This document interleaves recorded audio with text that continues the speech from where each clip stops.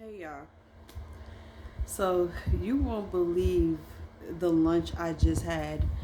So let's compare two different types of spices.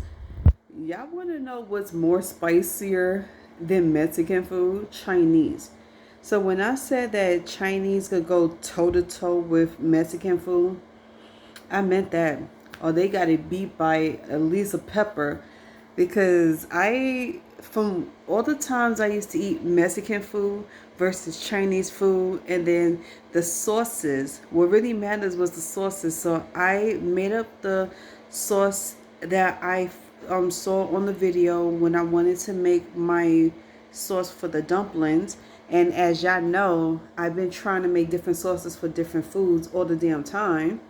If y'all been paying attention to my videos, I don't like a lot of foods without sauces, and it depends on what sauce it is. Like, I always go for the honey based sauce, but since I didn't have honey this time or sugar, I had to go for the spices. So I did the dumpling sauce. I don't know what the name of it was, but I tried it.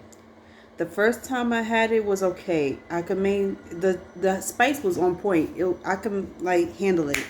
Then the second and third time I had it, which is today, which is the third time, I started to notice it started getting a little more spicier. Now compare that to the Mexican sauce. I don't think Mexican have a chance. They cannot stand a chance when it comes to peppers, because who would have known that that garlic chili sauce would be the worst spices of all. I had ate, I have eaten the chili sauce for years, say about for 2 to 3 years, and out of all the times I've been eating it, now it was like the worst time I could have it, and like I'm not even supposed to have it because of my stomach issues.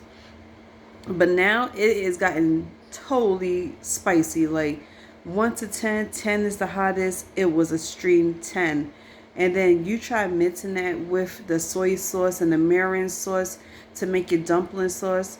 It was like, oh my God, a 20. Spice levels goes up. And the more you eat it, the more spicier it gets in your mouth. It was so hot, I couldn't even put a scarf on. My hair was so frizzy and so messed up. And I was like, oh my God. I'm right now bracing myself. Like, I have to take a deep breath, and I'm waiting for my water to get cold. But oh my God, if y'all could handle spices, y'all love spices, that's great. Y'all can have that. I'm giving it all to y'all because I cannot take it. Yo, my nose been running for the past 10 minutes. And even last week when I was eating it with the dumplings again, I made two different kinds of dumplings, and I made some wings. Oh my God, it's not the same on the wings as it is on the dumplings. I don't know how or why, but it's like you use the same sauces but on different proteins, and they don't even taste the same. So I hate barbecue sauce. I don't like barbecue sauce. I'm sorry, y'all. I know y'all gonna chew me up for that, but I don't like ketchup. I don't like barbecue sauce. So I won't put neither one of that in my sauces for anything. I would replace that with something else. But when somebody had me try out their barbecue chicken, and they told me that they mix it with honey and mustard, I was like, oh my God. Hand on the Bible, I tried it, I fell in love with it. So I wanted to try to make my own barbecue sauce.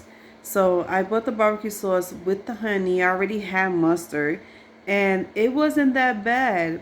I don't know what I missed out on because mine tastes different than hers. But when I tried out her sauce, it was way better. So I try to mix the other sauces that I want to put on the chicken. So I tried different sauces for my chicken. I wanted a honey mustard chicken, and I wanted a honey barbecue chicken, but more honey on it. Because I just don't like the tangy flavor of the honey. I mean the barbecue sauce. So I use brown sugar, I use the honey, and I put a little bit of barbecue sauce. I fell in love with it. I was like, okay, now I could probably adapt to that. And then the open pit sauce. Anybody knows what the open pit sauce is? Is the red barbecue sauce that everybody been using for ribs, chicken when they grilling. Amazing. I use it for my ribs. I use it for my chicken. I made it for Thanksgiving. It was off the chain. I made it on a regular day. Oh my god. And I had two other people try it and they loved it. And they was like, "Where did you get the sauce from?" They thought I probably like used red dye in it and everything like that. No, I didn't. The red sauce is genuine and it came from the Key Food store around my way, but they got that open pit sauce everywhere. So if y'all want to try that, y'all can. I recommend it. It has the right amount of spice in it. You can smell the pepper in it, and it does marinate very well. You can marinate it overnight. You can marinate it for a few hours. Whenever I cook my chicken and my ribs, I marinate that overnight because it's stronger. The flavors are better. And I did the orange chicken as well. The orange chicken was a little complicated to make because of the sauce. And as you can see where I live at, you don't get a lot of Asian flavors around here that you could buy to make for yourself. So those are just some of the things I wanted to let y'all know. And like I said, my lunch was like on point. I just wish it wasn't that spicy. So now I'm over here like sweating and I have to keep like brushing my hair. But anyway, I'll check y'all later.